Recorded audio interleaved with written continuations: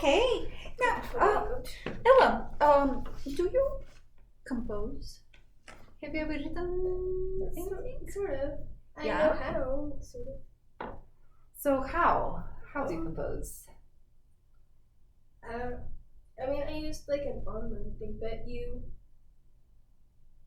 don't know. Do you come up with a melody, or do you come up with motif, a gesture, or something? You could think of a melody and sort of build onto that. Or a motif and build it. Yeah. Now, have you ever wondered how composers composed etudes? Yeah, you have. What do you think? I don't know. They're just thinking of ways like I think etudes are more of like helping you get to know like more techniques. Yeah. So they help you get more used to them. And the etudes in this book, the ones that don't have a lot of mixed technique, actually zoom in on a particular problem, and you get to encounter it in all sorts of disguises, right? So, what is the problem that Kreutzer has put into this one for us to discover?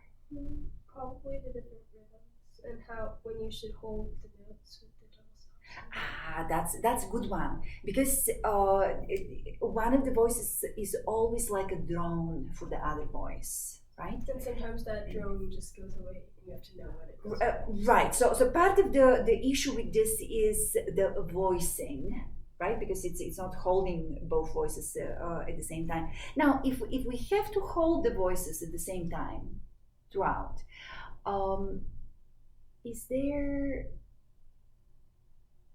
does the concept of voicing still apply? I don't know. Probably not. It's not really. I mean, I guess. I don't know. So if you have two voices, you've got basically very limited number of options. One of the two is more important than the other. So that's one option, right? So one is melody, the other is accompaniment. Or they both are equally important, like if you have something in octaves. Or could it be like harmony? Then you will need more than just two voices. Oh, so. Or you were thinking one of the voices kind of being like a harmony to the other one? Yeah. Well, that's like accompaniment. That's like, yeah. yeah, yeah. So yes, we still have voicing because the melody always has to be the louder voice. Yes. So in other words, here we have to know when to stay on two strings, when to stay on one string, when one voice is the moving voice and the other one is just the drone voice. And now when we have a drone voice and we have a melody against it, it means that with each note the interval changes, musically speaking, right? Yeah. And it's very difficult, for example, to go from a fifth to a fourth for the reasons we outlined in Lily's lesson earlier. Yes, Yeah. And it's also difficult for the hand. Uh, so have you just as you played through this asked yourself, okay, what are the intervals that are moving against the drone? So look, we start with an sometimes I octave. stop and I'm like, Yes, we start with an octave.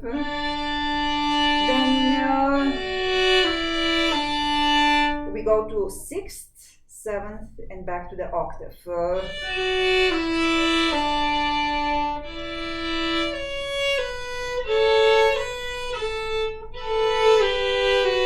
And then here we have the second.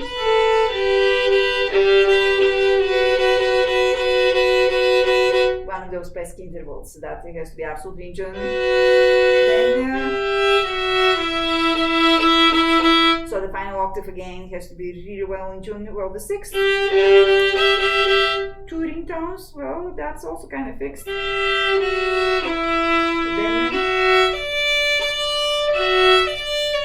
shift.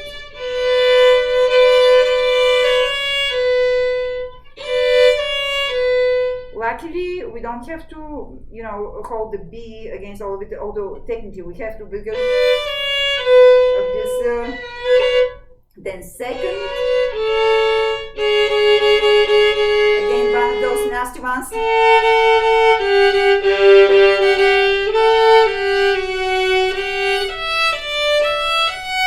So there's some actually pretty interesting little elements, and do you know when playing music becomes the most interesting to play? When you look at it with the eyes of a composer. okay. So like, would that mean to like add? What would that mean? Well, like the stuff that we just talked about with the with the different patterns and the drones and the issues of the voicing and all that. I'm sure that the composer has thought about those things when putting together this piece of music. It's each piece we play is like a little puzzle that we have to solve. And now, not all pieces are created equal. They're just bad pieces of music. But the ones that have survived the test of time, they tend to be the interesting puzzles. Even when they just happen to be, etudes. And as a good musician, you want to give yourself the enjoyment of playing because you understand what the puzzle is, and you also want to give your listener the enjoyment of listening, something that blossoms and makes sense when they listen to it. So can you try this one more time and just change your approach to it? I don't want you to be the strict kind of in a box student with this. I want you to just let your hair down on this, metaphorically. Yeah. Because otherwise it will be too hot in here. And just allow your own creative spirit, your love for finding solutions and stuff. Just seeing the interesting, intricate detail in things. Take the best of you. So you enjoy what you're discovering, just instead of just.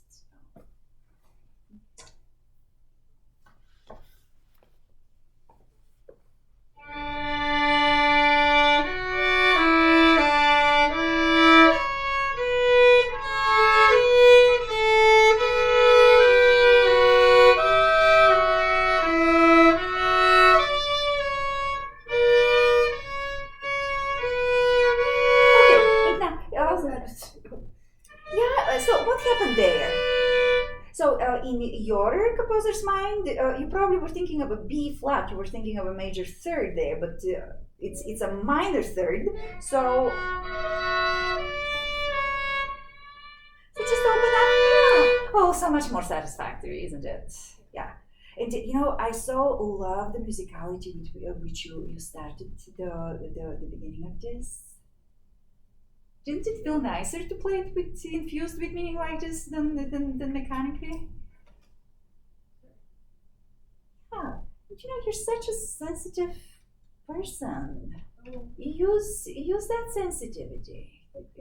Use your ears. We spend so many hours of our life with the page and the instrument and all of this, and we respond to the different intervals. Oh, right, and that's why you can play it that way also, because there are a few instances where the tritone is actually a consonant interval in music, when it's a resolution, like in Bach Adagio. Do you know that? Maybe. Yeah, you know the piece. This one.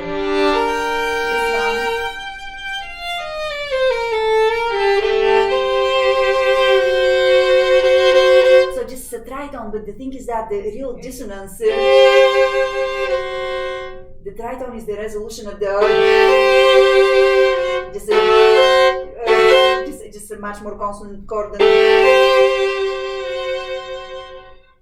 So the context and stuff, but do you know how much joy it has given me to figure out that this is what's going on here with just fun. So I want all of the young musicians I get in contact with to get this from me, because one of the reasons my teachers thought so highly of me at the Clement Institute of Music was because I had very strong theory chops, and this all came because of my sensitivity to music, because I wanted to be able to put a label to everything that I heard in music, and that's what theory gives you the opportunity to do.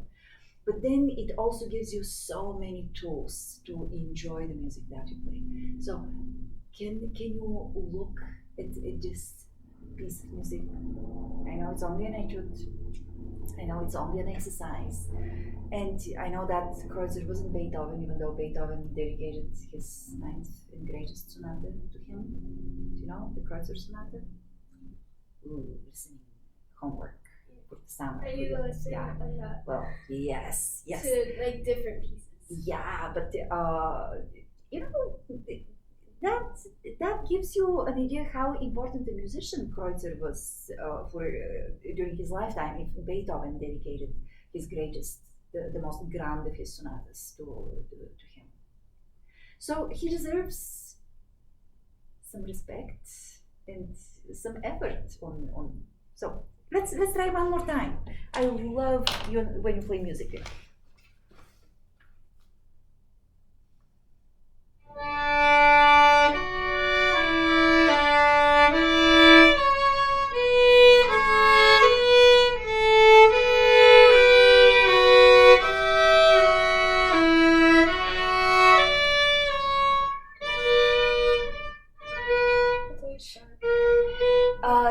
Which is sharp, Ella?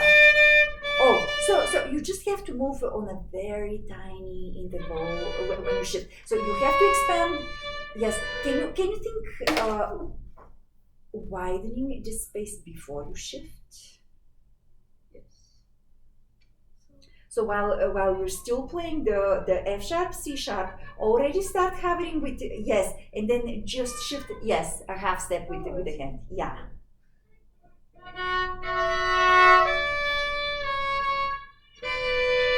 Yes, that's better. That's yes.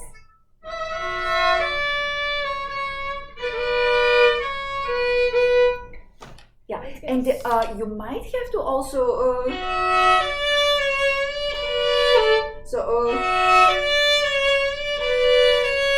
can you try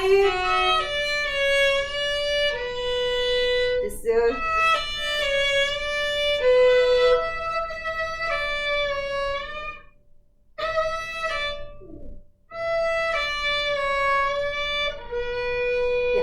to widen the space a little bit more. So tiny little shift, but really far reach with the pinky.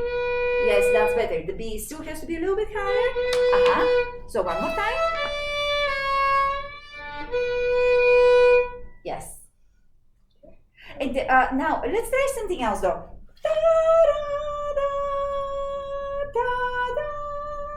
Let's try that.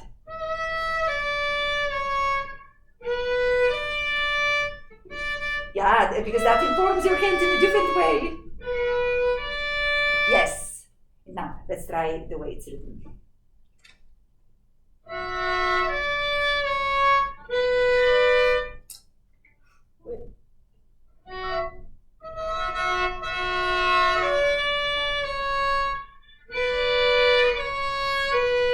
Yes, that was in tune. Now, It's sort of not musical. It's sort of so it was mechanical. This was just to discover what the parameters are. Now, let's do it mechanically 2 more times, just so the hand knows where it's going, and then we will try to do it musically.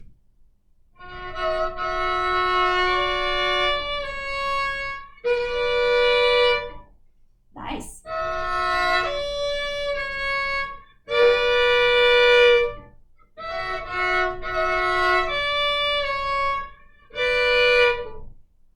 Okay, now let's try for the music.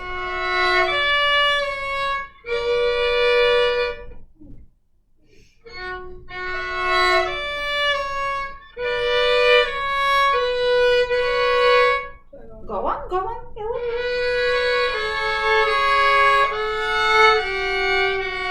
Ooh, now this one is interesting because we have that F sharp drone, and the final interval really has to lock in.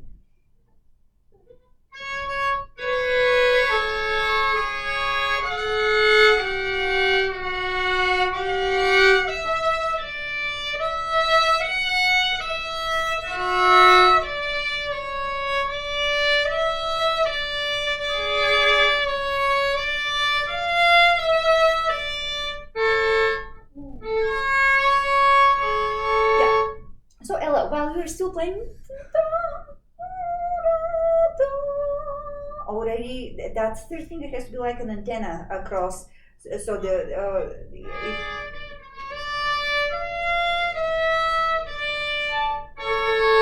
right, that will be the way to get there. Now, can you do it musical?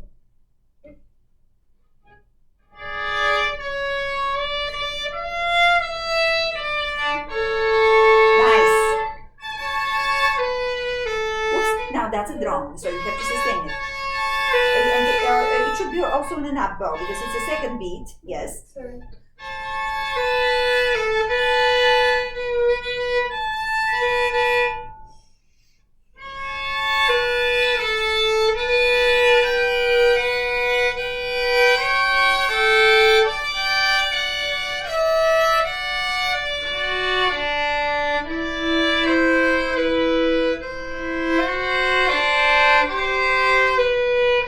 Hold the G. The G has to sound. Not in your edition? Oh, okay. So because look in my improved edition here. Okay. Yeah. No. It's okay. Play it as it is. Oh, cool. So just do what is I can what is do in it. your That's edition. cool. Yeah. I have your edition in my office, not here at home. So.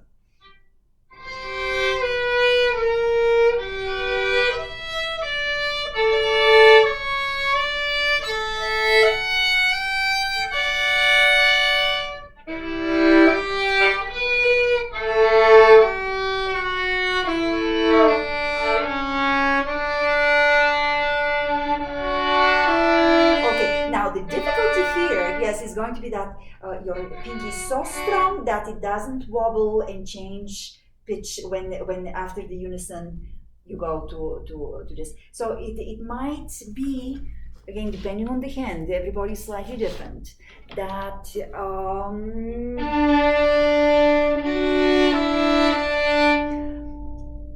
I've trained my pinky enough that it doesn't feel like a totally different experience when I add the second and the first finger split. So see if you can find a better, more optimal angle for it.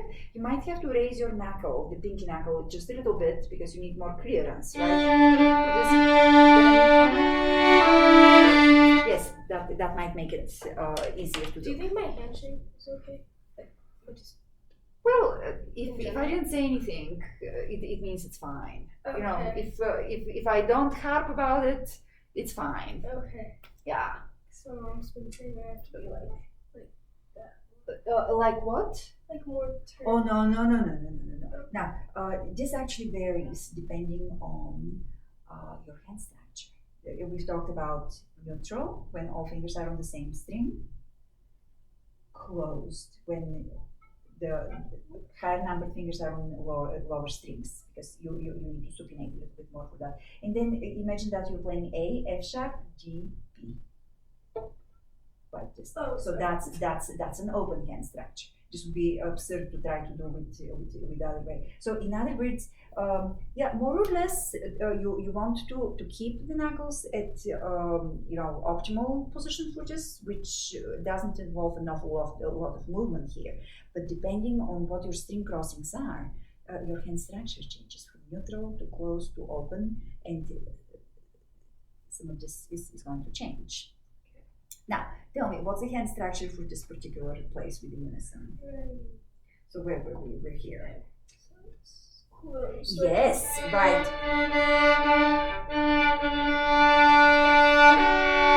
Yes, now be careful with the interval. Yes, again, that major third has to sound good to the ear. Yes, if it gets, if the fingers get too close together on this, then the interval is too big. Major thirds that are too big don't sound very good.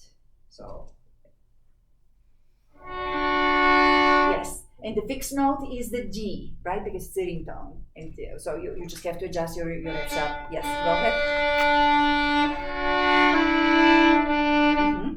Yes.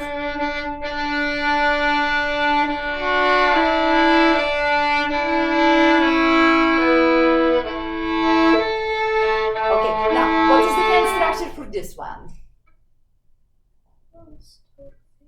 Which part? The one that you just played with the A in the bottom. Here.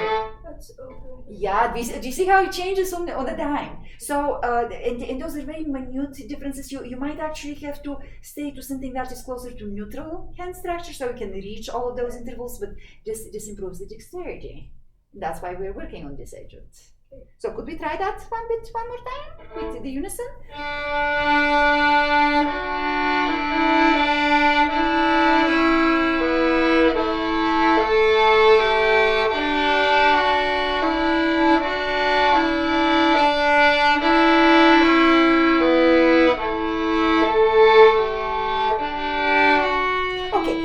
A bunch of perfect consonances that weren't too good, and I'm talking about the fourths, right? Sometimes the fourths are the hardest thing to tune.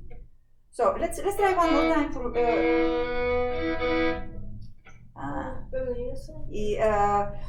next part. Let's go to where that first perfect fourth begins.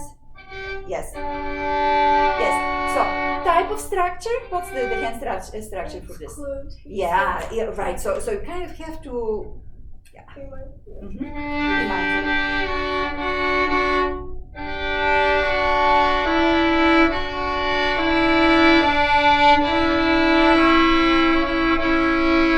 Yes.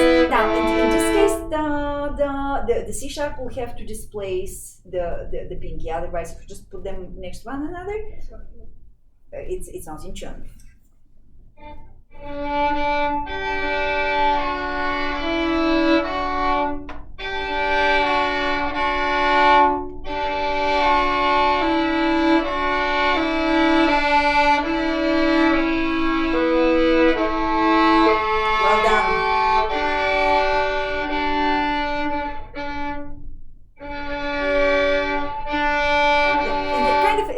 The hand, start fresh, yes.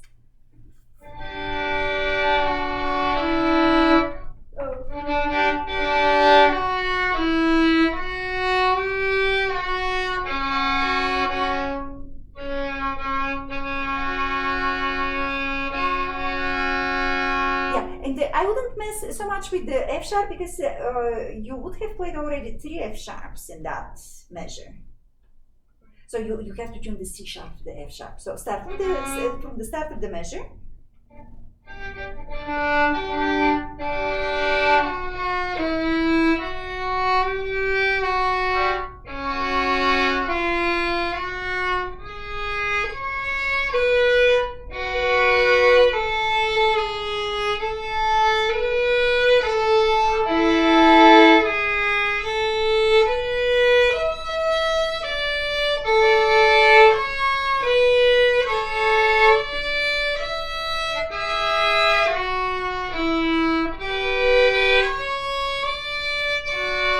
Okay, and now this is such a beautiful sequence with this chromatic motion that happens. G sharp, G natural, F sharp, right? So could we start right there with the G sharp?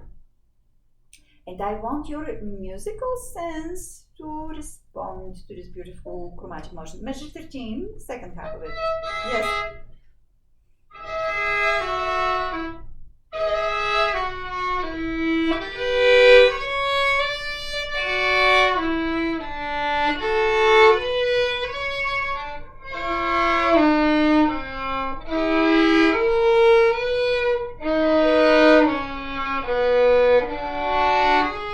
Isn't it glorious with this chromatic motion that happens in just because major and then whoa, it's minor and then it's again major, whoa, it's minor.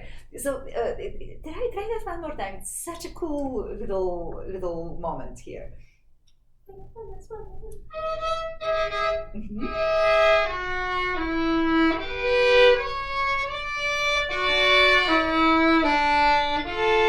Ooh, Yeah, it's and actually- this one actually stays the same, Stays right? on So too. yeah, Yeah, so he it tricks does. you a little bit here. Yes. So we put that so we don't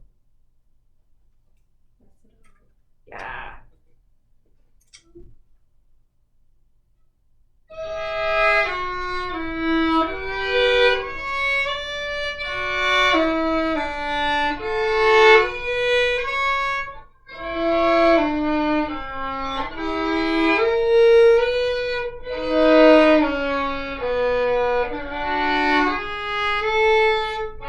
Okay, so Ella, now because of the position changes, some of that chromaticism gets a little bit lost. So I am challenging you to try something.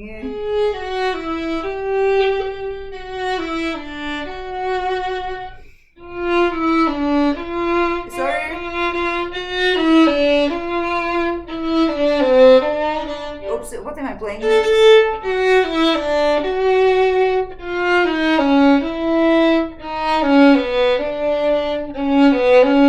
So can we put it in context like that? Just the voice that keeps changing from major to minor. So G natural. I lost.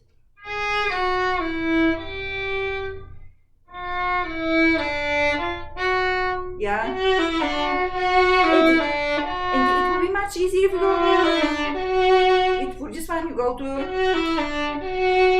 third position. Oh.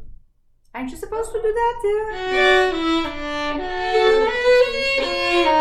Yeah, that's a I'll better just shift fingering. on the C Yeah. sharp.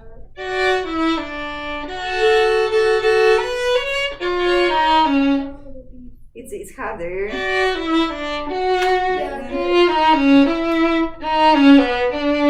I had the shift on the C sharp. Mhm. Let's do it with on the beat before. Yeah.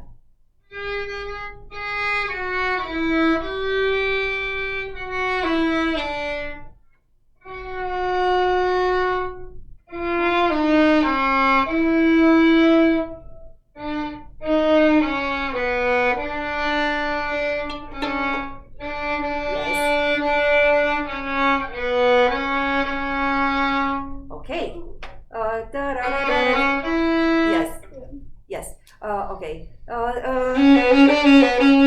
Right. That's how that ends. Now. Now, can you infuse it with a little bit more musicality?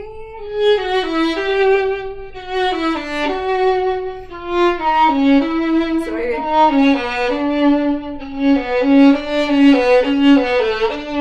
Just do something with the line and so on.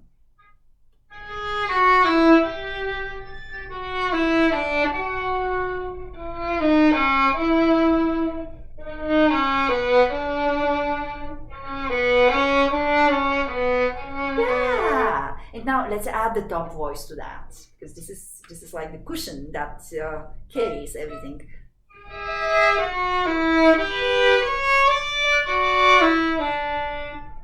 I've never done this finger away.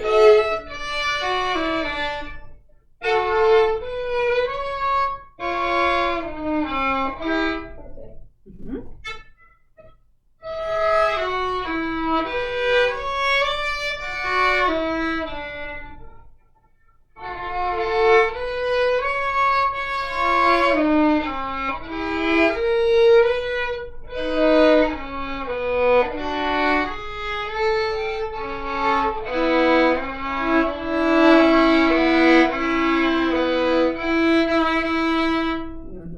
Better drone.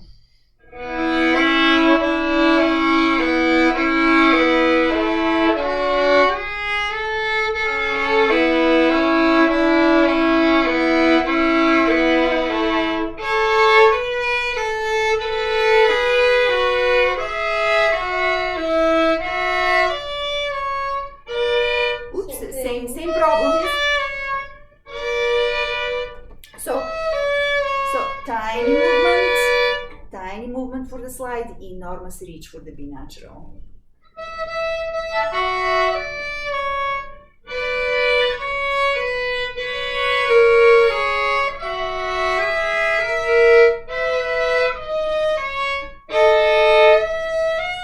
I'm completely. I Okay, don't know where I so am. that's I'm embarrassed. fine. But just chip away at it, like this. Ultimately, you want for it to have a little bit more flow, and it just has to be very expressive and pretty. See if you can add. How about we go all the way to the climax?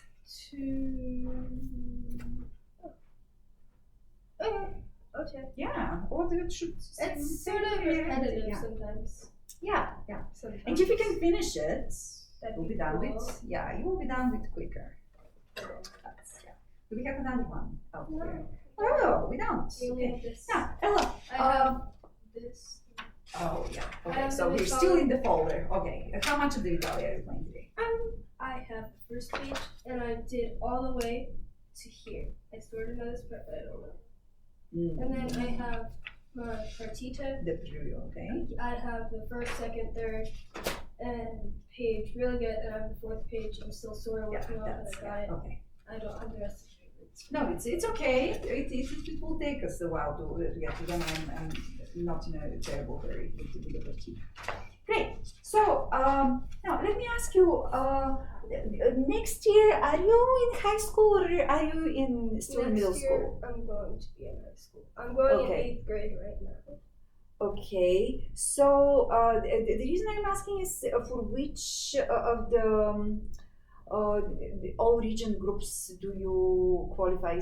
Do they go by grade or do they go by age? For all region and in orchestra. I'm not really. Well, but you don't have orchestra in your school, do you? So, which means that you can still enter even though you don't have orchestra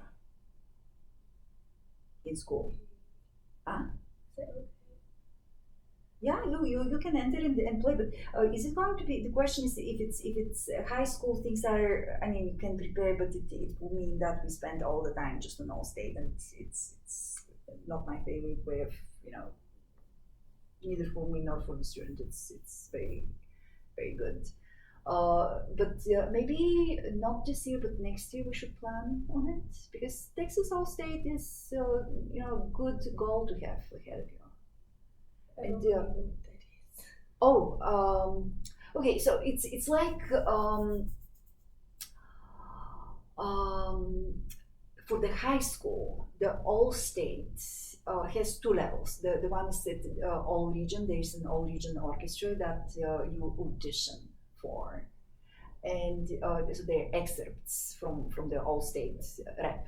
But then, so you have to pass the all region thing. It's a two prong thing, and then you have to record for the all state audition on the state level. for that, which is the stakes are much higher because there's such a competitive state when it comes to string playing.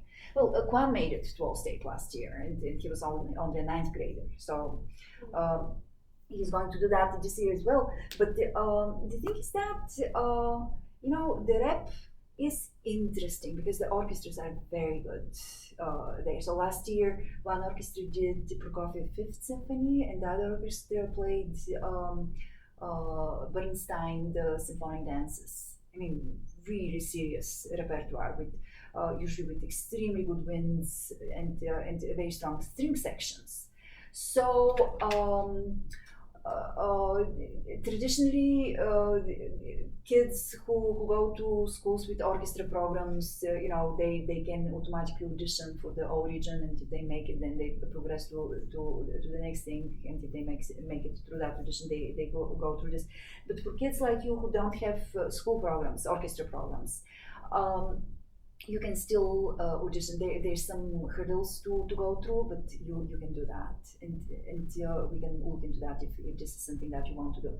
I just must tell you, it's going to be very competitive this year, and for this kind of thing, there are no guarantees.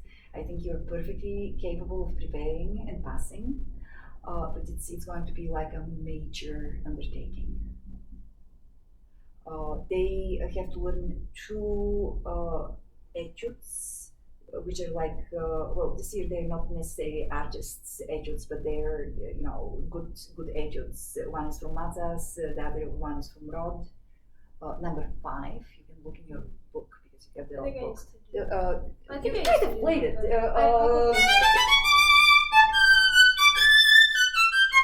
it. Sorry, I'm playing really bad. But,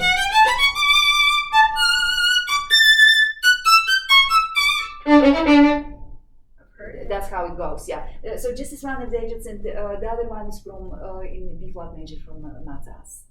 And in about a month, they will announce what the orchestral excerpts are. So if you want to go for this, I would say go. Yeah, it will be a good.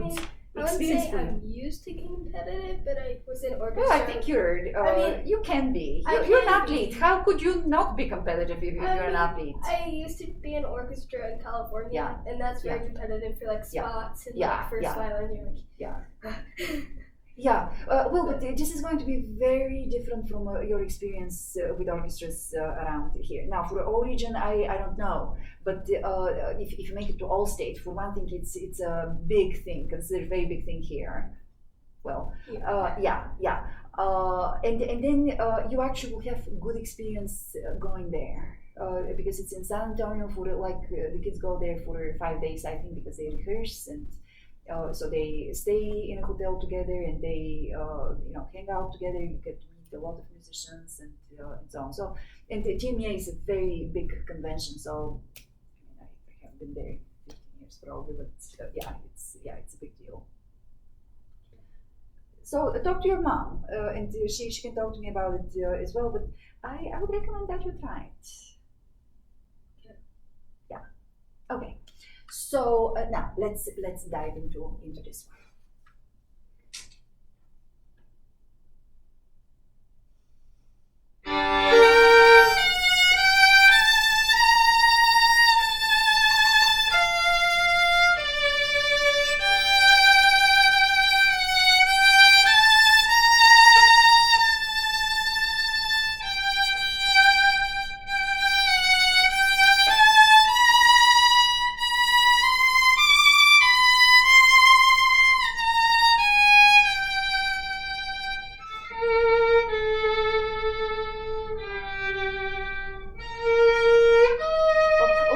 Hold on a second. Didn't we say that this was going to be on the G string? So maybe the G here is a little bit too late for this. Now, look, we've marked the phrasing, lengths, and all that. It tends to get a little bit too choppy. So you want to go with a very linear feel to this. And maybe just a tad more flow to this. Now, the other thing is, do you That really crossing. want to? So Yeah, can I you think skip you're over right. a little bit? Didn't we talk about skipping over with the bow a little bit? Yeah. Yeah, please do it. Just make it. Yeah. So, and you probably at this point they're going to be lower on the bow. So this, yes. So it will be around the balance point where you want that particular skipping over to be. So.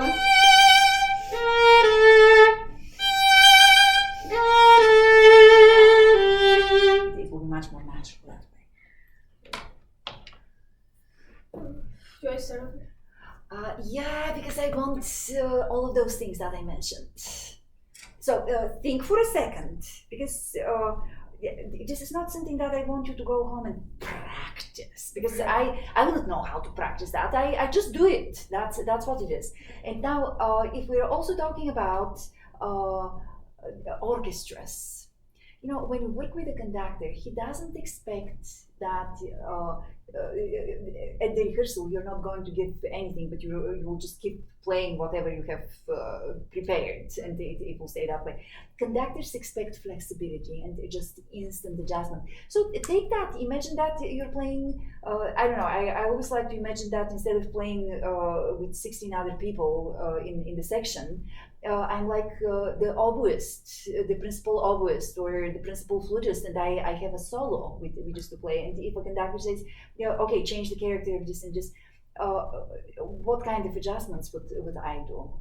So imagine that you're in a situation like that, and there's a whole orchestra listening to you, you know, making that adjustment.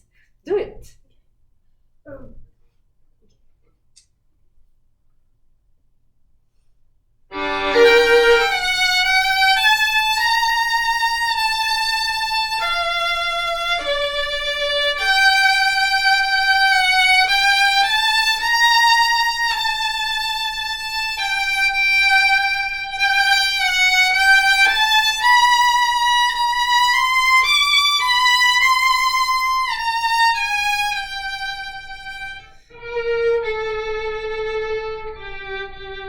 Okay, so that was better, but I'm getting some red flags about you not looking ahead. Yeah, you felt it, and yeah. And since you're going to do just one more time for looking ahead, can we fix this first thing? Do you know what I'm hearing? I have. I'm hearing you're lifting your fingers and all that. Yeah, so now, how is it physically possible to go from here to here in a clean way? I did it unclean just now to prove a point, but let's be smart about it, and let's not be martyrs, and let's not try to do something that is mystical and unexplainable. Just be very practical, because there's a very practical solution to this problem. You have to, when you're crossing the string, you have to move your finger. But what if the bow is still on the A string? How can you? This is the solution. So you have to bridge. So you have to make the double stop a single stop, and then you move. So that's how this happens. And by the way, I didn't invent this. Have you heard about Eugene Zaï? Have you heard about that guy? Sort of. Franco-Belgian composer. I've sort of heard about him. Yeah. Well, he wrote 6 sonatas for solo violin that are, you know, as important as in the rap as the Bach solo sonatas and partitas. And because he was a violinist himself, he notated very clearly some of the things. So, for example, the bow distribution, the part of the bow in which you play, you know, what bow speed for certain things you would use. He's very meticulous with these kind of things. But one of the things that is absolutely unique to him, he notates all of those bridging moments.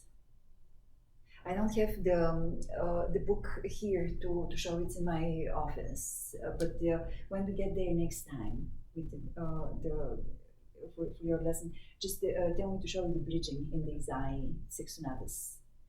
And you should know that name because when Espen was at your lesson, do you remember that there were those 12 preludes on each interval? That the book with the substitutions.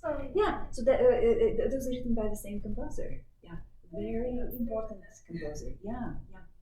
So you need to bridge here. So don't hold the double stop. And then the chord itself needs to have this embracing feel to it and not scratch, scratch, scratch, right? So when you say bridge, like what do you mean? Like, because Okay. I get you mean like you should. Okay, this is your mom. So how much longer do you want to work? Me?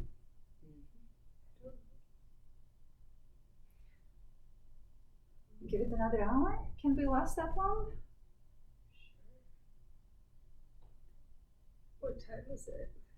Well, it's 6:50. Well, before, oops.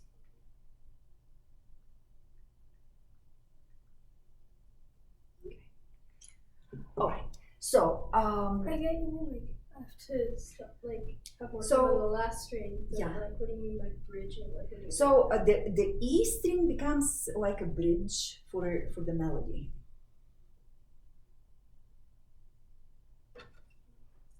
So by remaining alone on the G, If you just play the show G the and melody. pick it Yeah, up. yeah, Okay. yeah.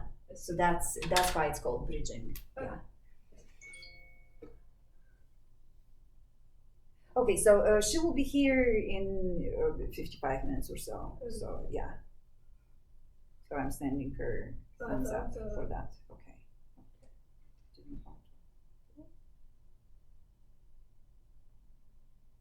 Yeah, go ahead. Try. Oui.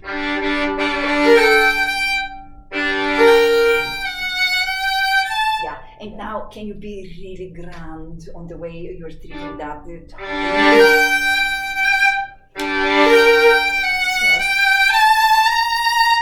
Yeah, and it's also very satisfying because that way the open strings can really ring and.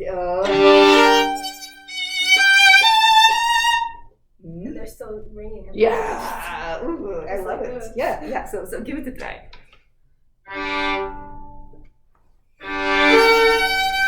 Yeah, and the two G's have to match. Yes.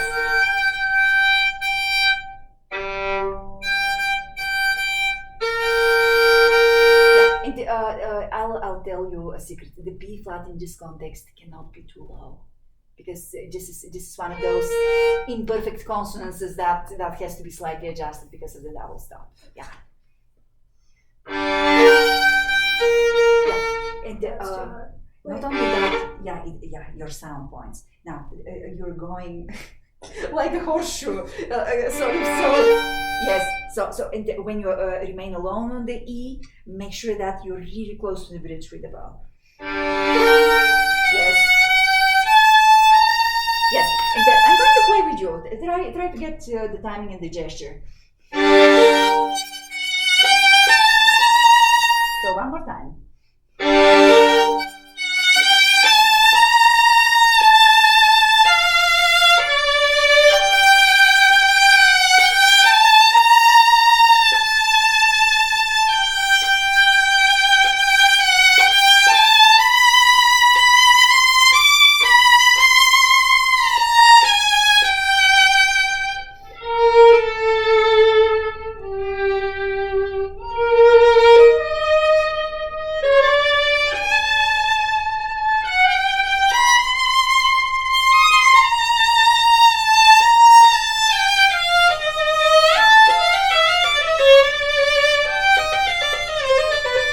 So you see that there's a lot of ebb and flow in this, because otherwise it becomes very static and kind of uninteresting.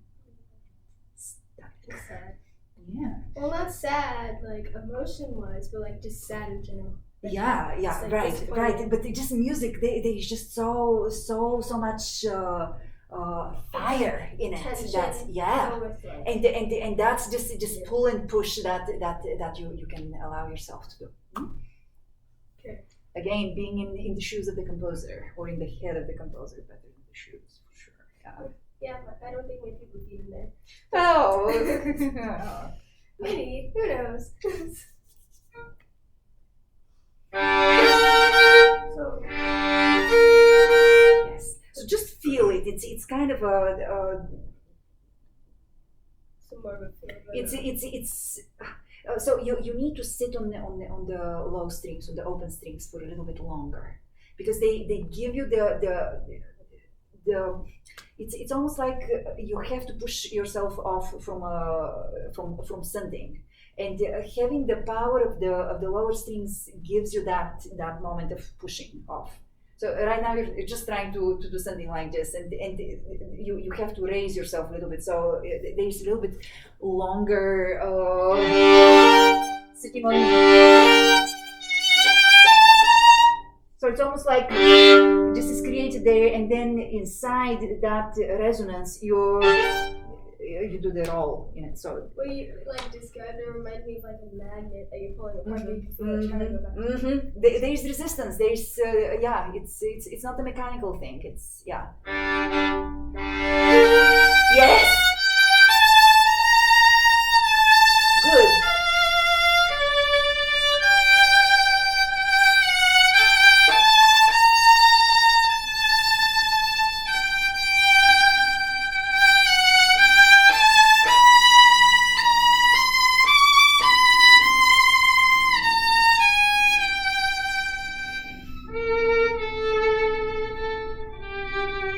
Yeah, and now Ella, that feel that opening was just down. great. And now the one thing though is here on this note, you're getting stuck in the upper half of the bow, and the first time when I taught this piece properly was to Serena Huang when she was like 8 years old at Angkor, and the thing is that in so many ways she gave me lessons on this piece, because uh,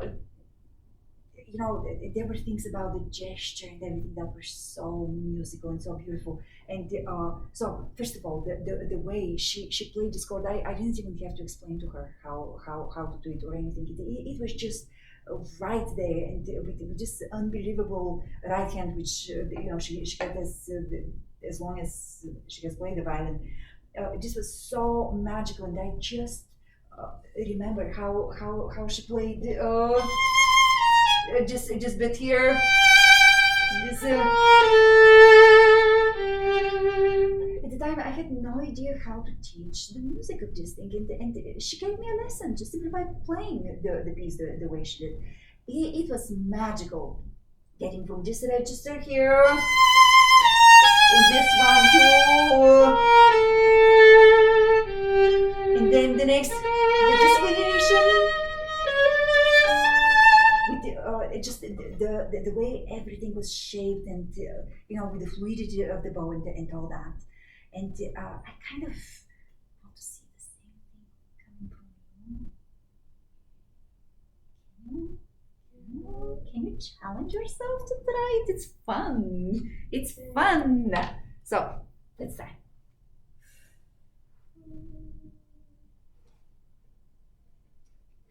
So you can go to here if you wish.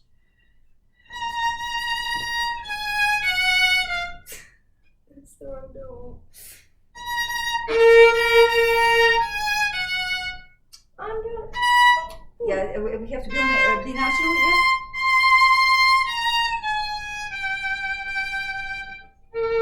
Yeah, get yourself from here. From.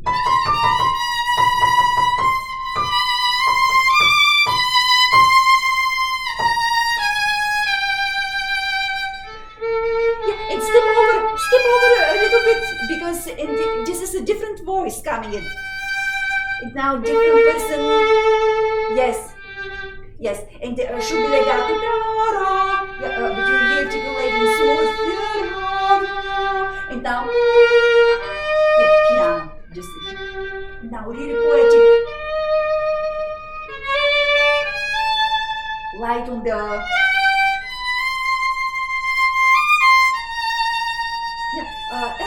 Ella, these sound very labored and a bit clunky. So,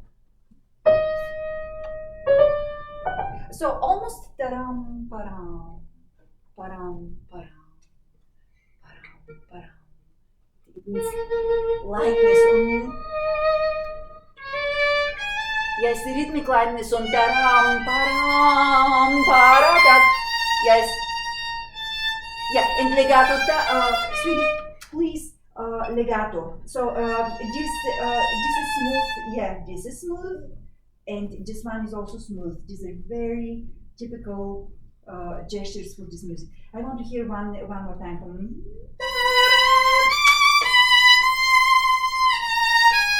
Use bow now. So let me play through.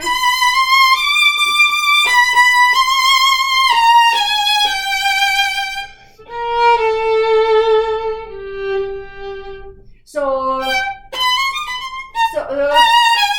in this use bow, then do you see that there's this tiny little circle where you take? So here then.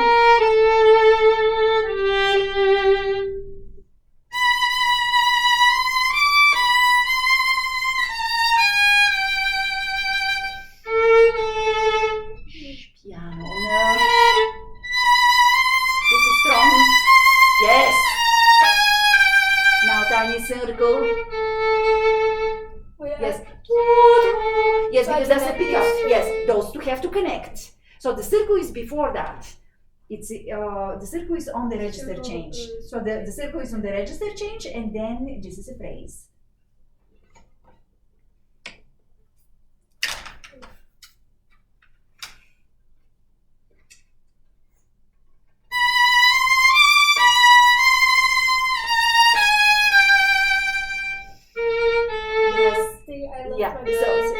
So you can lead it with a little bit with the elbows, like a figure 8 sort of thing.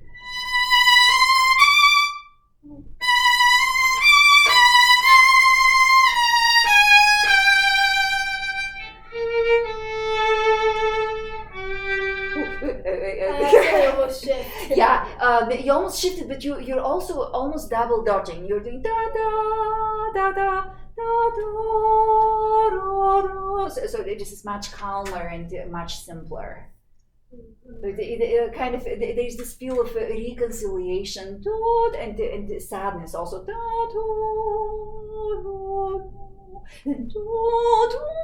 Different emotion. Well, I want to hear that E string. It's magnificent. What you're doing, the vibrato is so good, and just strike a pose and play. Yeah. Okay.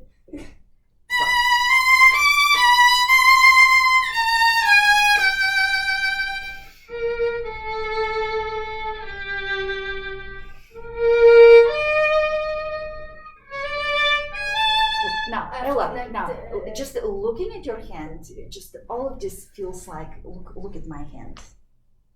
How does that look to you? Very tight and static and kind of, yeah. So for this to breathe and to move, you need to just let this breathe a little bit. It's just the whole thing is too. So let it breathe. So here. So look at how I'm handling the bow with this. You're doing something like this here, and I'm just letting it. Yeah. So you're. So you just got very light. Yeah. Imagine that the bow is a very light object, very light at this point, and that's how you want to hold it. And so yes.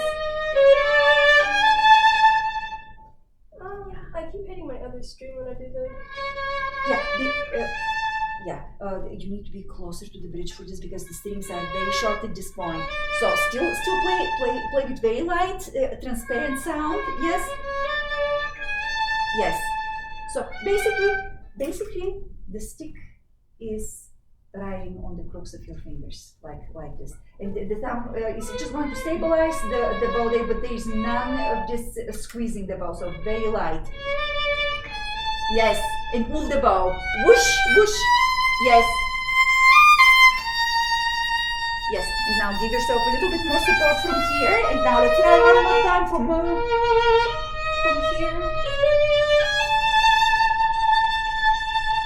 We just feather light sound.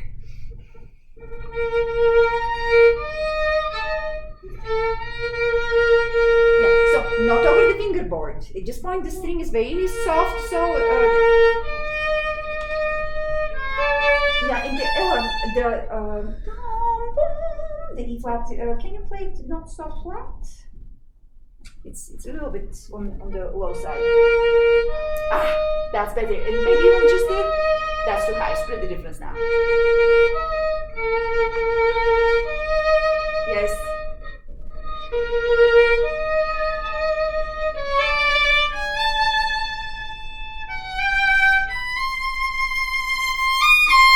Yeah, and just with a little bit more direction. Yes, it needs to have a more.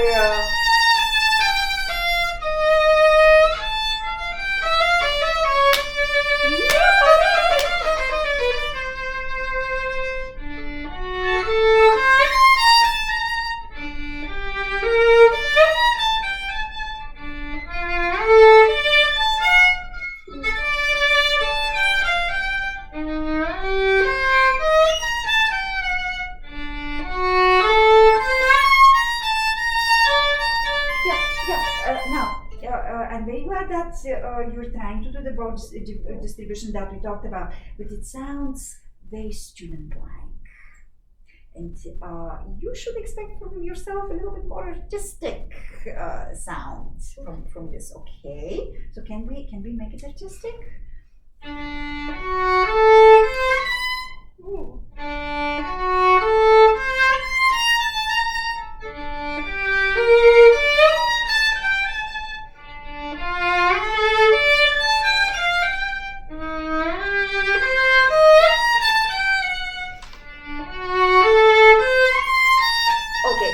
Now, Ella, if every note is played with exactly the same deliberate feel to it, the music sounds stodgy and heavy. So should I make each one of them more like different?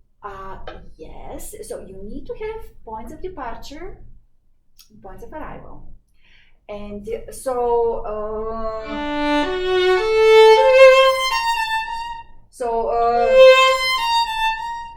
Do you hear the so the ends of it ta-ya ta-ta, they kind of trickle out of it, so it's not ta-ra-ta-ta-ta, it's not super important. Now here so as you grow into this one then yeah, you have to make each one important and actually more important than the previous one, but once you reach the it just has to ebb and flow, needs to come and go.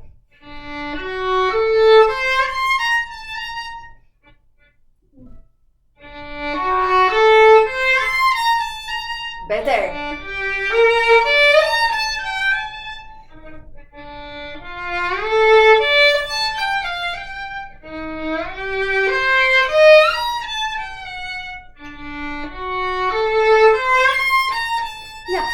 That's much nicer. So look, it's still very stodgy ta-ya on this part. Ta-ya ta-ta-ram. So those three notes sound too slow. You have to let them go. You have to let them tumble a little bit. Yes, because we need to expand on those, especially the first. But then it has to tumble. Ta-ya ta-ta-ram, ta-ya ta-ta-ram. So. Ta-ya. Yes. Ta-ya ta-ta-ram. Ta-ya ta-ta-ram. Yes. Yes. Yes. Yes.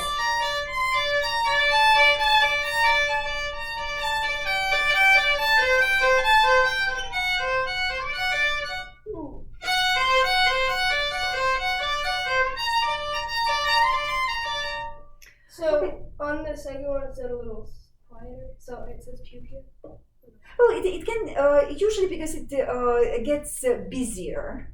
It's nicer if it's a little bit softer. But don't be so concerned with piano, pianissimo, and so on. Just think about how supple and undulating and moving and gentle this is. So think gentle and gentler.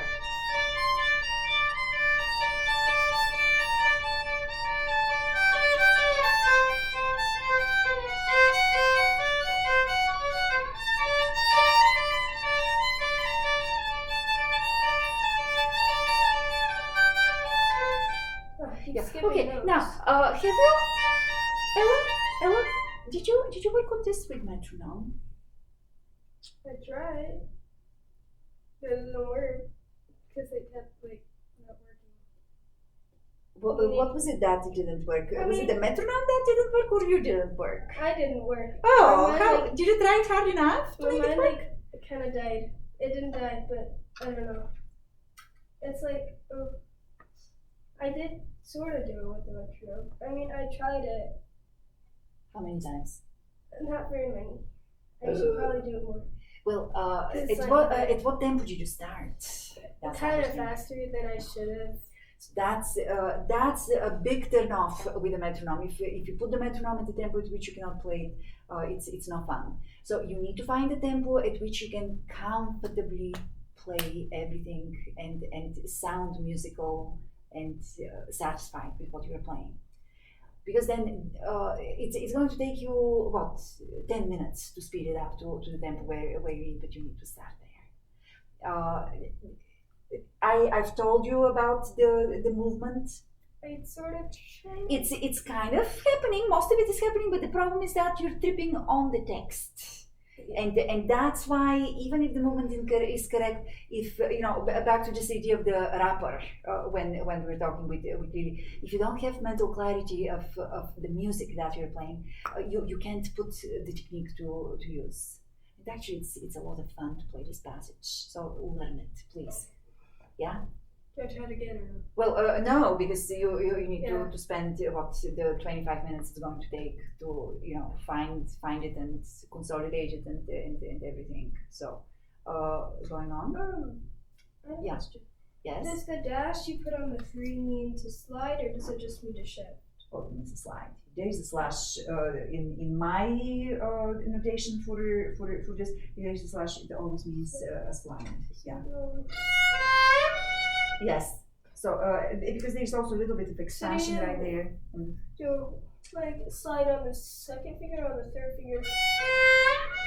What do you do? It's a personal decision on this. Probably on the third. It will sound better if you slide on the second, though. Okay. Sorry, I've been working on Lalo, and there pretty much everything is a romantic slide. So, but in this it will be better to do a classical slide instead. I forgot the name, so I just said it on the second finger. Okay, so romantic is when you go it's finger where the up. heat is a little bit higher on things, and classical is the more tasteful, kind of understated one. Yeah. Okay. Should I go on the 3? Please. Yeah.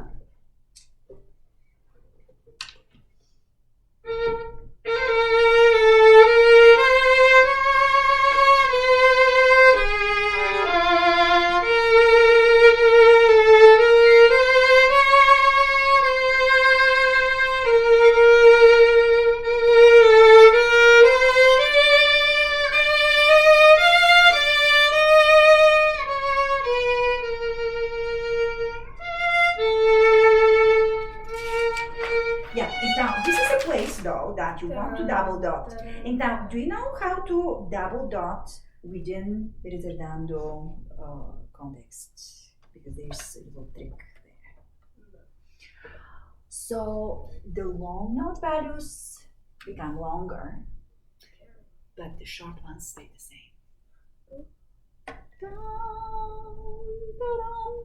So think that short one in the tempo of the A tempo.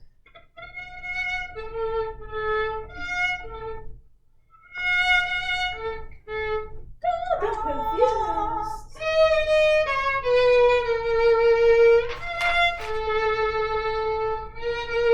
Yes, yes, yes. And now, Ella, again, let's look at this from composer's point of view. So we have a cadence. And then the new variation starts after the downbeat. So can you play that resolution in a much more convincing way, like a good musician should be? Yeah.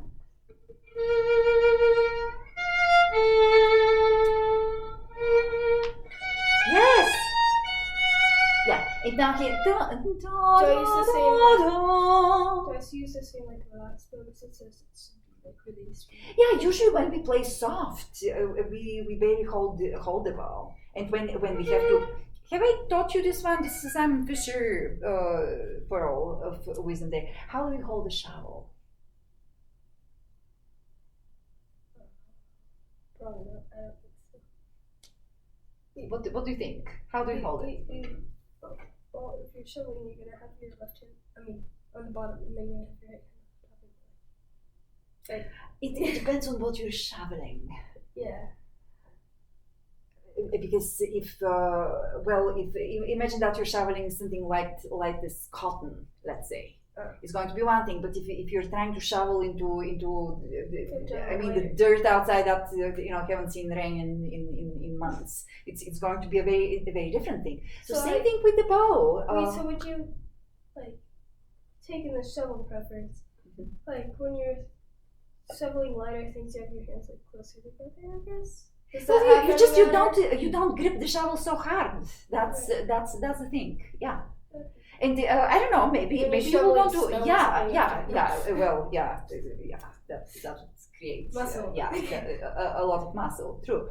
But for the bow, same thing. Depending on the dynamics with which you play, that's you adjust how much you hold it. Yeah.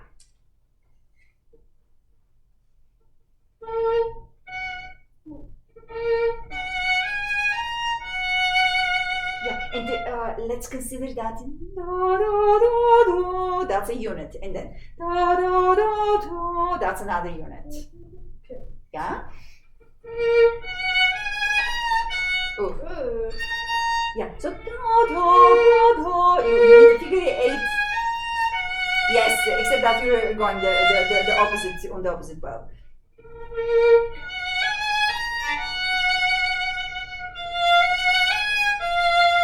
You lifted again your bow on the bow change on the down bow. So those have to be really connected. And I have a shorthand for that. C for connect.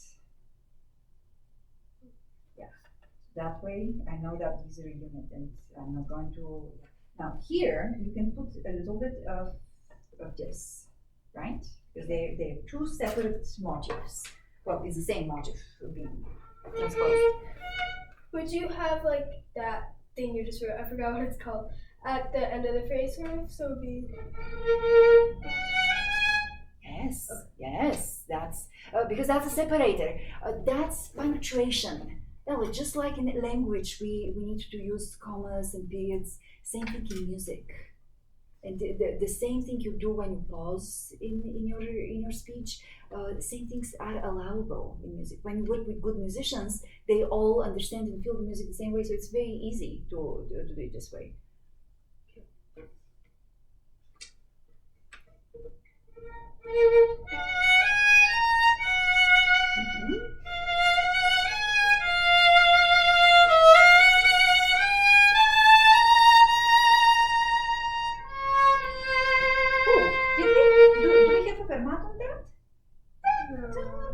So these are straight quarter notes. So they just yeah. Now I think that this got a little bit out. It got yeah. So you heard it. So yeah. Let's try again.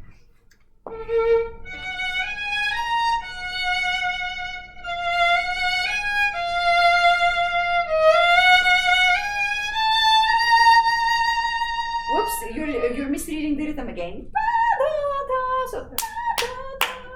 So just is the hollow note? Is that what it looks like? Yeah. Ah, okay. I thought it was one and but it's not because I don't know. I learned.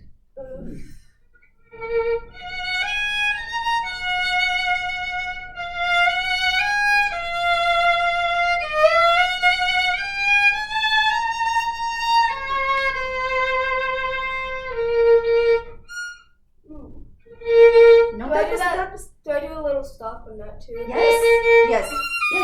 That was just the right amount. Just don't hesitate so much once you play the top F. Okay. Because So you're- once I play yeah. it, I just go.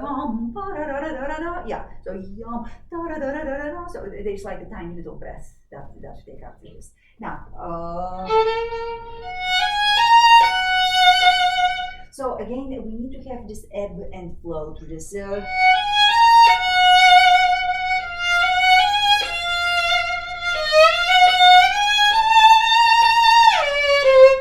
Sorry, what I am I have it on playing? three.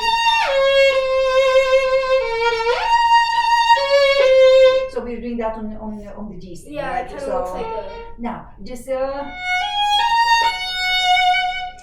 again, let's walk through this from the eyes of a composer. What is happening? We're trying to escape that G flat, but it kind of keeps pulling us down. And not only that, but then it keeps pulling us Going farther down. down with the next one. And And now now, it's like I want to get out of there. So life is tough, you know. That's what he's. So this needs to have much more excitement reaching to the high point. And this also needs to have some direction and pull to that top note there. So let's see what you can do with this.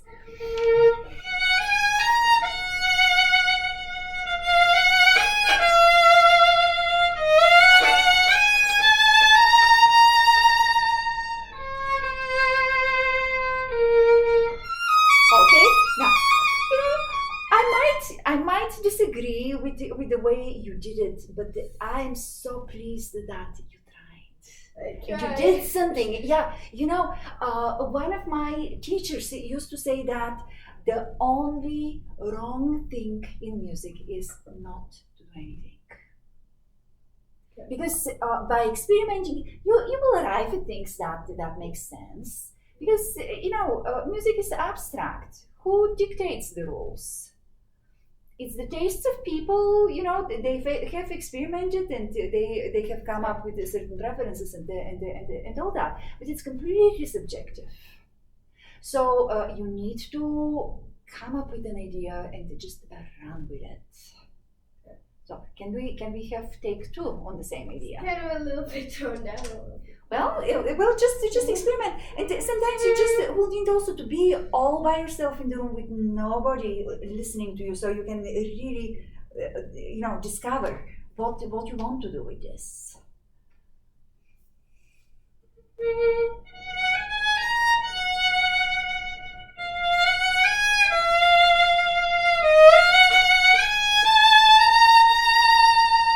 That's too long, Ella.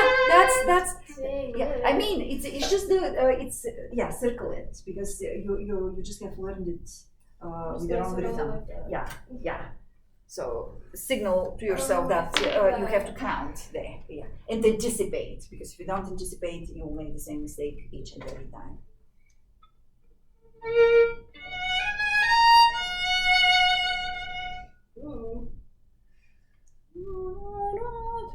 Figure eight, so that's bow change with good, yeah.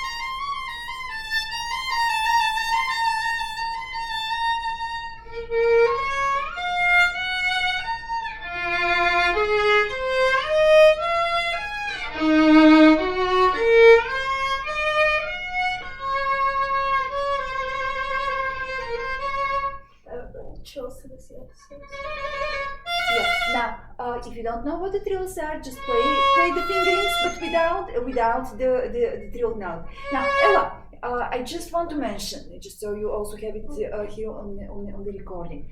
This particular variation here, I'm glad that you're kind of exploring the musical possibilities of the line, but when you put it together with piano, it will be very difficult to play with this level of freedom. So you need to go through it with the metronome, the way you will do in here as well, without losing yourself rhythmically in the subdivisions of the bar. Because you have to be able to play it musical, but you also, this one is one of those things that has to be very rhythmic as well.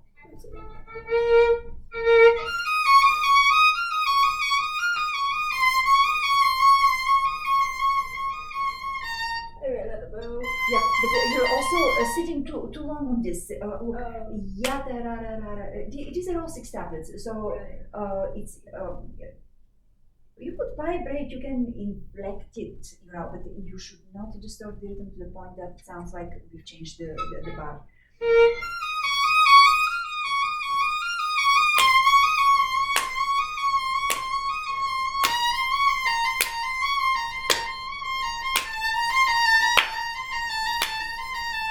Yes, that's much better. Ultimately, it will have to be quite a bit quicker. Yes, but that's a good starting point for you. So that's good.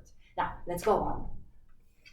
Now in the next one, you can take rhythmic liberties.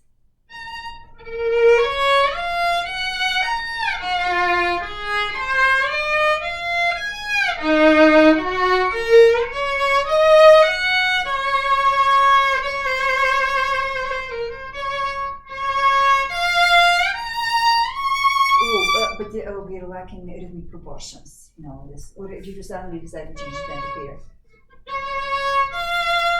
Okay, so what was our tempo here?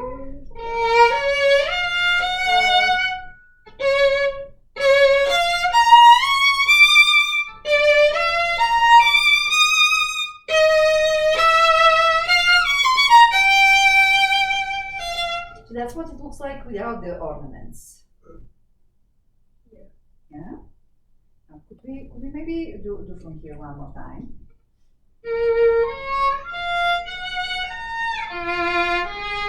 Connect.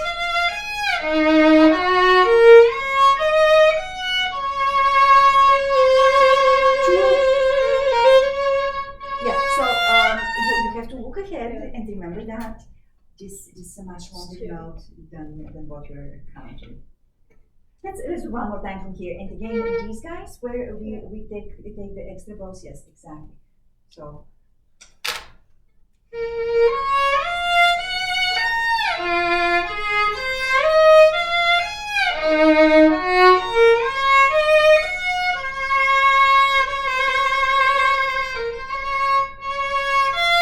yeah, and that was too early. So this is dum dum bum dum dum. It's much more square. Now let's play together from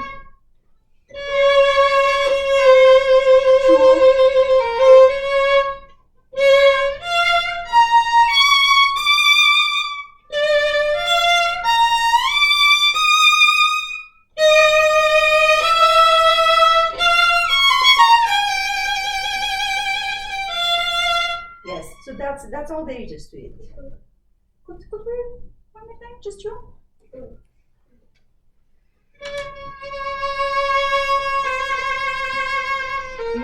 You're running out of bow. You need to save much more on the first beat. So save. Or faster. Dum bum ba dum dum bum dum dum. And three and. No. But you're playing on the end. You're playing on the end of one. So Ella, can you conduct in 3? 1, 2, 3. 1, 2, 3. Now 1 and 2 and 3 and 1 and 2 and 3 and 1 and 2 and 3 and 1 and 2 and 3, and Okay. You understand now Yeah. how? Yeah, okay.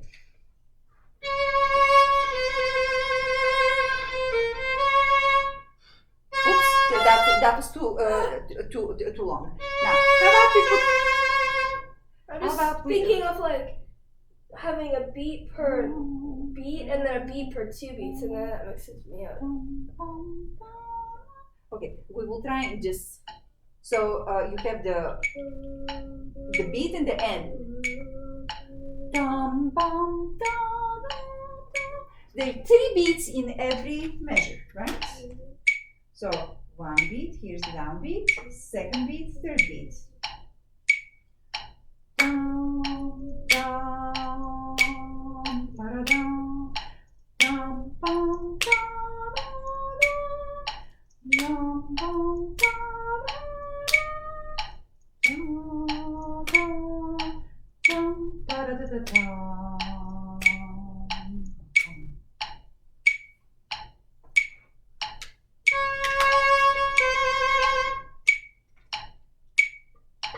One, 2.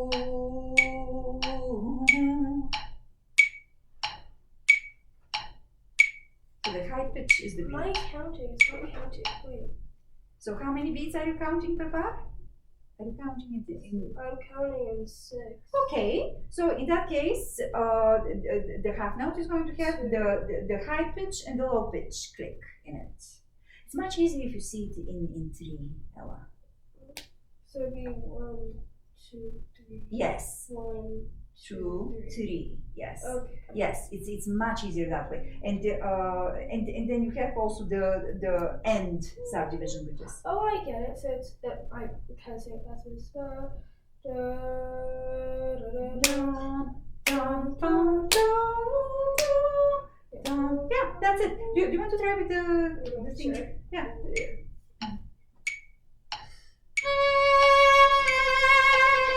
Oops, you know what? Let's do it just with the big beat.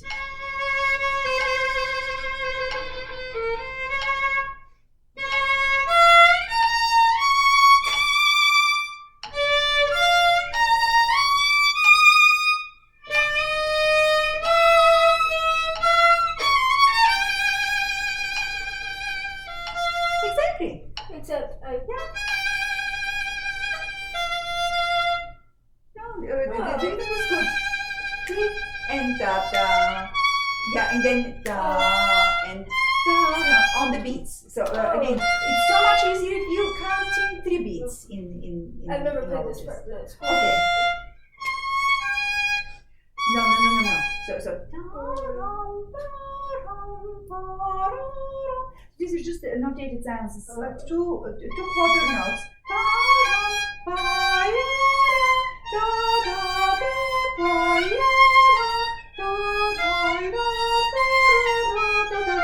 Yeah. 3 notes. Yes. Yeah. So.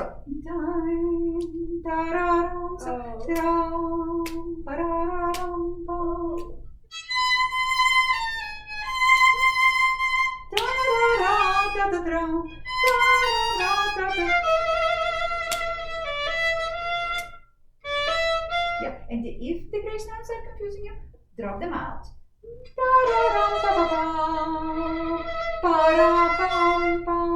And then these are syncopations. So dum bum bum bum ba-da-dum, bum bum ba-da-dum, bum bum bum ba-da-da-dum, da-dum bum bum bum ba-da-dum, dum dum dum, and so on. Okay, so it's very easy after that.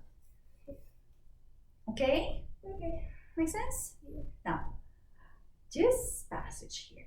Now, when I was assisting the Serons, because they taught this piece a lot, it was a very important piece for them for the young artist. This was the $2 bill place. I mean, David Seron had a $2 bill, and if you got it right the first time, you got the $2 bill. never happened. Oh. So it's a very misleading thing. So take this as a challenge and let's see if we can get it right for next time. You want me to put brackets around it? I can already hear the rhythm in my head. Like, Wow, you got it! Because everybody rushes the yam pa pa pa pa ta. Everybody rushes this portion right here, but you did it. You did it right. Well, I wish I had a $2 bill to give you. I have enough of that. bills. Oh, you have $2 bills? Yeah, I have some of my jewelry box somewhere. Oh wow, that's pretty snazzy there. Yeah. Okay, so you understand though how the counting here works. Yeah. It's much easier in 3 than in 6. I see that. That's all. That's when we yeah. 2B, Yeah. 3B. Yeah. Sort of. Yeah. Sort of. And they're already kind of grouped like that. They grouped like that here for Right. sure. But it just would be the easiest way for you to think about the piece. Now, I see you quite a bit in the next few days because we have a lesson on Saturday. Oh, Yeah, and on that lesson, let's make that lesson a scale lesson.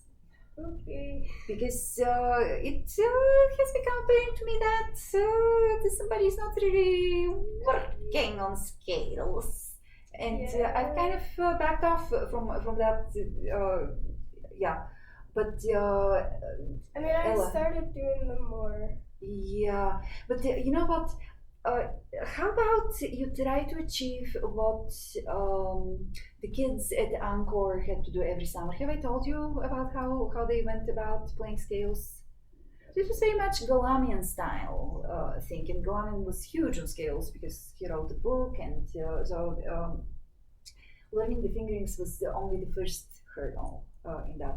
But at Angkor, regardless of your level of playing, the average level was extremely high. But regardless whether you were a first-year student, regardless whether you were 8 years old or 33 years old attending, the third week of Angkor, if you were in the Saron area of studios, so that was in Saron, David Saron, well, some of the what was his name? I forgot. My students also, they were part of this. So there were 5 studio classes every week because there were so many students that the only way they could all get playing studio classes was every day, Monday through Friday, from 8 to 10. It was studio class time, a.m. That is at the beginning of the day. Good, just And, tired. Oh, and we all had to be there for the comments and so on. It was actually great. I loved that. But the thing, Ella, is that every third week of Angkor, so for every summer, the third week, everybody had to play all of their scales in chromatic order, major and minor. And the ideal thing was to get them done in under 3 minutes, all of them. And again, Serena did it the very first summer she was there. I remember that we worked on so much repertoire that summer, and it was the night before that studio class that we had like a review of the scales and fingerings and all that, because even she, at the age 8, she had to pass that thing. So if you didn't pass it, well, it was a major embarrassment because the entire class is there, and their teachers also observing you, and it was terribly embarrassing not to be able to do the scales. So Ray Chan also had to do his scales. I think I've told you the story when he didn't show up to that particular studio class. He was staying on campus, and didn't send for him, so he came in his pajamas. Straight out of bed, and he was just apparently still completely asleep, and he just zipped through all of them and went back to bed. Yeah, that's it was quite impressive actually. And then the 4th week, sometimes the 5th week, depending on everybody had to play through all of their arpeggios in circle fifths order, all 12 keys. So 12. did you stop at the end, or did you just keep going? No, you just you stop on C. So you start on C and you end on C after you've played all 12 sets. Oh, well, yeah. So you start on C, then you go to F, B flat, and so on until you circle back to C. Yeah. So I think that you're perfectly capable of doing that because you've already played all of them, right? So why don't you then for Saturday start reviewing the scales with the fingerings that I have given you, and we will try to play through all of them in chromatic order, and then on Tuesday we will do rep again. I see on Tuesday morning. No, Wednesday morning. It's Wednesday morning before I leave.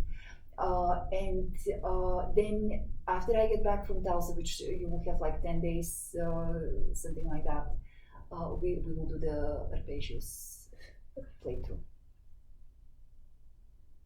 Deal? Yeah. Okay, so that's back. Okay. We're done. It's like, okay. Don't mind go here. Sorry. And let's also get more of these variations going. Okay. I think that if you look through them with the mind of a composer, you have a good time deciphering them, yeah? Yeah. Okay. Thank you. You're welcome.